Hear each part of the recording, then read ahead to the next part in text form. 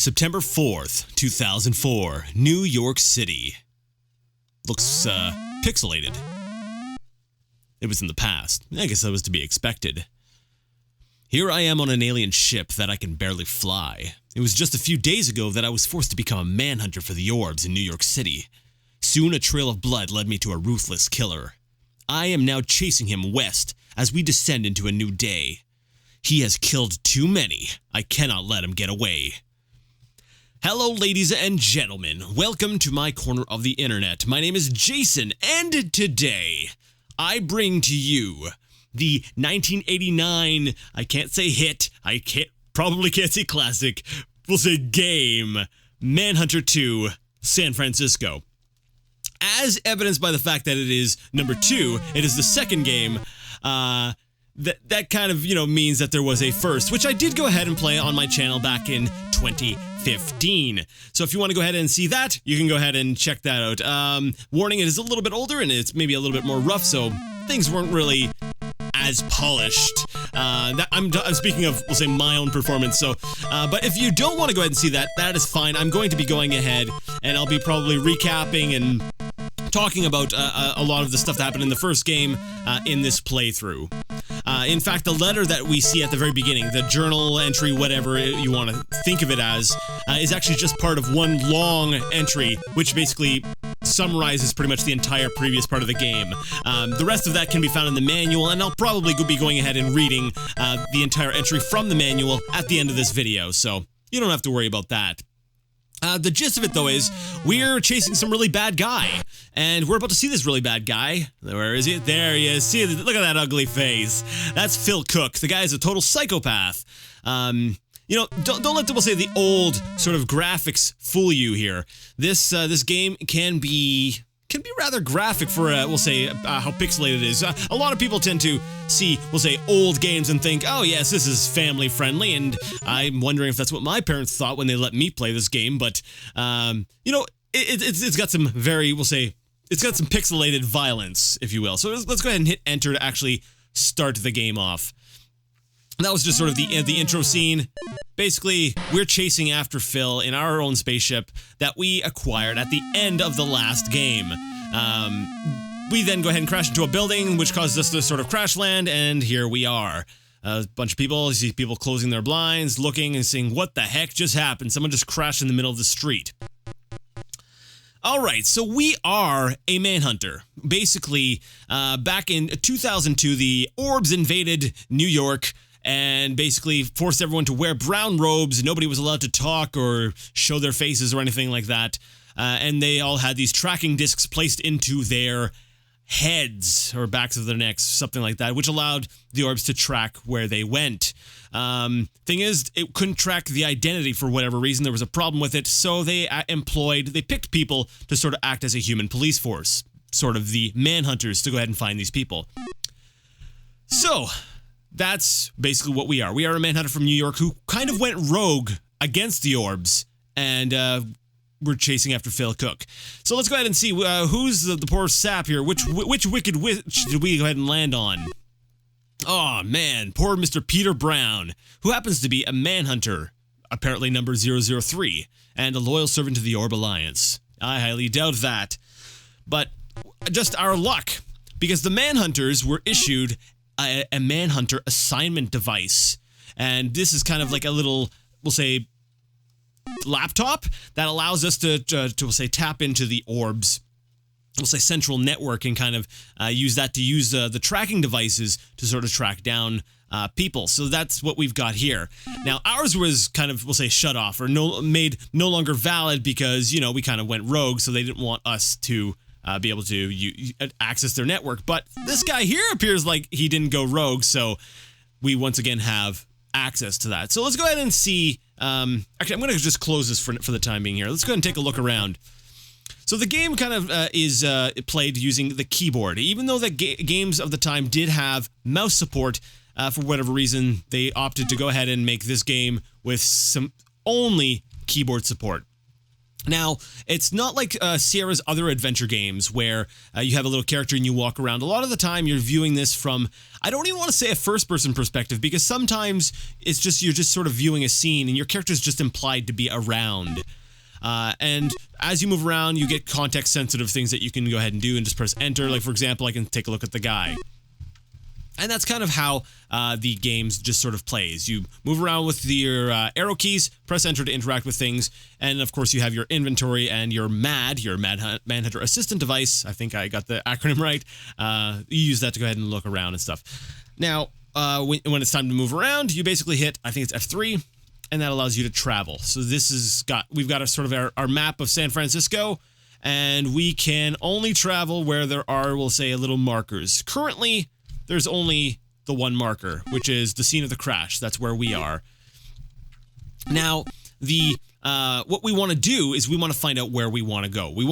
Our goal ultimately is to track down Phil Cook, who is this like I said, a complete psychopath who is just killing people and engraving his initials into their bodies. So we're chasing this guy down because, well, chances are now that he's in San Francisco, a lot of people are going to die by his hand as well. So what are we going to do? Well, let's go ahead and start by trying to find crimes. And what better way to do that than to go ahead and use the M.A.D. We'll go ahead and use the M.A.D, and that will basically pick up on the last case that the previous Manhunter was working. So for the time being, we're going to refer to ourselves as Peter Brown, because that's who we are impersonating. Let's go ahead and actually let's hit info. What we can do is we can go ahead and type in someone's name. So I'm kind of curious, who is this Peter Brown? Peter Brown.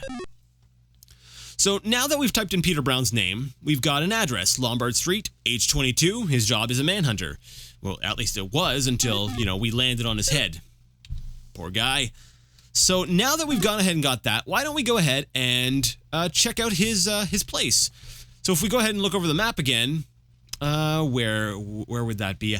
I'm not very familiar with, we'll say, the layout of San Francisco, so I'm not too sure where that where his apartment would be. It will show up on the map though.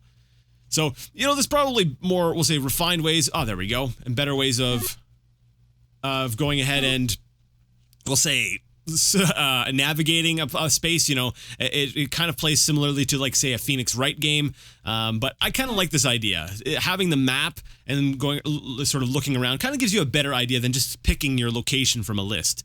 So let's go to the Manhunter's apartment. And we are now at Peter Brown's place. You'll notice off in the distance we do have these sort of brownish things that are on the buildings. These are byproducts of, we'll say, some nefarious orb things, we'll say activities. Without spoiling too much, or rather spoiling everything, the orbs eat people. And they go ahead and they're putting off like some weird gases up into the sky to sort of, I want to say maybe terraform, or basically it's just not good for us. The details are a little bit hazy, but that's why the sky is also not blue. It's not just an artistic choice like red is post-apocalyptic. No, there's a reason why it's red. So I don't really see anything else that we can interact with except for the door to the house. So why don't we go ahead and check out the Manhunter's apartment? And I like that we can sort of see a bit of our reflection in that mirror. Let's go ahead and take a closer look outside the window. So yeah, as we can see, this is kind of like what we saw back in the first game in New York. We saw them, shooting this stuff up into the atmosphere. We saw this weird, we'll say, buildup of stuff, which I'm still not entirely sure what it is.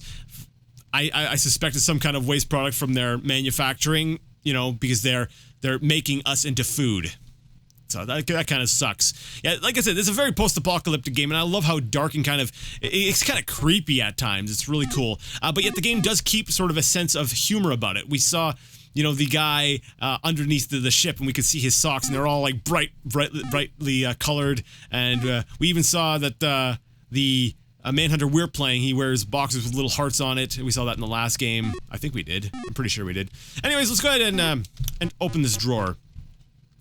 Let's see. We got a cloth, and it says something about rub the jewel of heaven. So this is our first, we'll say, clue. There's going to be many things that we're going to come across, and we're going to want to pick them up because they're all sort of relevant. And we can examine them at any time. Let's go ahead and take a look at the cloth again. Like, is there anything relevant on here? Anything design-wise? Not that I really can make out. So I think the main goal, the main thing, the reason why we have this inventory item is to remind us to rub the jewel of heaven whenever we should happen to come across said jewel. So let's go ahead and actually save the game here. Let's go ahead and save it as start. I did go ahead and try to start this already once, but I really wasn't happy with how it came out. So I figured we'd go ahead and restart. So that's all we were able to find at the apartment. Let's go ahead and take a look at our MAD again and see maybe if there's something else we can figure out. Of course, the guy was a Manhunter, right? So he was probably working a case. Let's go ahead and take a look at the tracker, and I can go ahead and explain what that is. Tracker is locked onto target. Location, Bank of Canton, Chinatown. So what this does is it kind of gives us sort of a glimpse into the past. It shows us an incident that had happened, and this is something that we would need to investigate. Were we this Manhunter? And since we're taking his identity, that's pretty much what we're going to be doing. Now, the guy with the yellow and the T symbol, the one that's currently blocked, is the one that's currently moving upward. That's the one we're currently locked onto. So he's moving down the street. Somebody went up to the Bank of Canton, saw him leaving from the side, and they got into a bit of an altercation. There was a bit of a fight, and looks like the guy we're tracking won because the other guy stopped moving at that point. So where else is this guy going? Zooming in. So basically, it looks like he's stopping at a warehouse. Basically, what happens is the limitation of the trackers that the orbs put into people. Okay, it looks like we've got a bit of a fight going on. But he left. Okay, something happened. He tried to get in, but then there was a fight, and then he left. So basically, it can track up to, I believe, 24 hours. After that point, I don't know, for whatever reason, the orbs decided to go ahead and just get rid of the data. So basically, we've got... Basically, at the end of the day, the tracking ends. Or if basically they somehow know how to avoid being tracked, they can go to a location and then the tracking will end for whatever reason. So basically, yeah, it's very, we'll say it's a very contrived, we'll say 80s mechanic of how technology might work. But I guess maybe at the time it made sense that, this could possibly be, this could be a thing, there could be these kind of limitations. Whereas now we think of like, we'll say size, we'll say hard drive space, basically storage space that we have now, and we laugh at the idea of only being able to hang on to something for a single day. So basically, what you want to do in this part here is you're viewing where this particular person goes. Where is he going around? It's a very investigative type game. You're playing detective. So we saw him go to several places.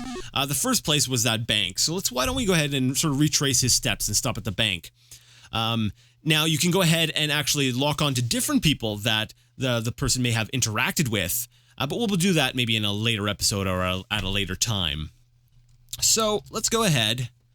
And where was the first place he went? This is the crash site, right? Yeah, scene of the crash. The first place he went to was not this. This is the warehouse. We're not going to the warehouse yet. It was probably over here. Yeah, the Bank of Canton in Chinatown. So let's go ahead and travel here. So now we have a front view, and the doors are currently locked. So basically, to sort of retrace what happened, it looks like he went through this door here, and somebody was approaching this door over here, and then they noticed him come out of this door. So they chased after him down this way, and then he got away. So let's go ahead and let's actually go into where our subject went. Or suspect. There we go. That's the proper term. Okay. So it looks like Buddy was sort of digging a hole right beside the bank. Looks like he might have been trying for a bank heist. And what have we got down here? It's a battering ram. I kind of like the way the interface works in this game. You go over things and then it just sort of tells you what it was. It's kind of like a very interesting, we'll say, cross between, this was made at the time, I believe, with where parsers were still around, but it's also got a little bit of a mouse flavor to it. So it looks like we have entered into this area here. I'm assuming we're in the bank. I'm not entirely positive, but I'm pretty sure we're inside the bank, and it looks like we may have a a body here on the desk. We'll take a look at that in a second. I noticed that we've got a newspaper here that we can examine.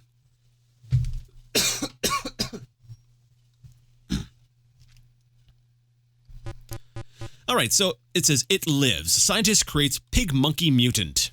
Recluse scientist Noah G. Possibilities are race of superhumans is San Francisco will be for mankind and our. Now, I find this very interesting. The orbs demand that basically everyone wears these robes and that we don't show our faces. Yet, here we have a... I missed the date up at the top. It's something 17th, 1999. This is before the orb invasion, because the orbs invaded in 2002. So this, that makes a lot more sense to me now. So basically, before the aliens even invaded, we had created pig mutant, monkey mutants. And that's actually something we learned in the first game, is that there are mutants out there as well. So we've got to keep that in mind. Okay, well, we're going to go ahead and hang on to this. Noah G. I don't know what the guy's last name is. Because if we can get a full name, then we can go ahead and, look up the name. We can find their address. We can sort of track them down. Let's hang on to that for the time being. An empty safe. So it looks like, they were able to bust into here and maybe rob the safe. And then, yeah. I suspect they did something to this guy. Let's go ahead and examine this guy here. Alright, so it looks like Buddy is probably not living anymore, and he's missing a chunk of his neck. That's probably the cause of death. So that's a little bit unfortunate. Now, I did notice we could also examine his hand. What's on his hand? So it looks like he's got a tattoo or some sort of branding on his hand of a dragon. Remember this. This will be important. I'm assuming. Wait, no, I'm not assuming. I know it will be important. Because for whatever reason, when I was a kid, my parents would not let me play GoldenEye, like the single player, because when you shot someone, part of their body turned slightly red. But yet, for some reason, they let me play this game. Like, not a problem, whatever. I played this when I was a kid, but it's been a long time since I've played this again, so my memory might be a little bit hazy. Well, actually, it's quite a bit hazy. I don't remember what to do. I just kind of remember how to play, and it's going to be kind of like a half blind, because it's been such a long time since I played this. Anyways, what note do we have here on the table? Greetings, fellow dragons. The R3 is the L1 to R4. Man, that sounds like a cheat code. Signed Tad. Okay, so someone named Tad, I guess, as evidenced by, we'll say the tattoo he's got, is part of some, I don't know, maybe an organization called the Dragons or something? I don't know. I just know that R3 is the L1 to R4 is likely to be a hint that we need to we'll say, keep an eye on to remember that we're going to be needing that at a later time in the game. All right, so we've pretty much gotten everything we need from here, I'm pretty sure, with the exception of one teensy bit of information, and that is bat vomit. I do remember this, because I remember it took me such a long time to sort of figure it out. Like, who would have figured this out? And you're going, figure what out? It says bat vomit. But you see, we're looking at it from the other side of the door. That's not bat vomit. We learned that the guy's first name was Tad, and we can see here that Tad Timov was his name. So before we leave this area, why don't we go ahead and break out the M.A.D. and type in some info about Tad. Tad Timov. There we go. We now have his address on Broadway in Columbus, who's age 36, and he was the head of bank security. So I guess that kind of confirms it, that this is the bank that we were at. So somebody busted in here and killed Mr. Tad Timov to get into the bank. Or get something that was in the bank. I don't know what it was. We'll have to figure that out. So let's go ahead and leave the bank, head back the way we came. And now there was one other thing. We can go down the street a little bit. And what can we find here? Oh, looks like we have another body. And this is probably the guy who got into the fight with the guy we were tracking. So here we have something we can examine. I love up here.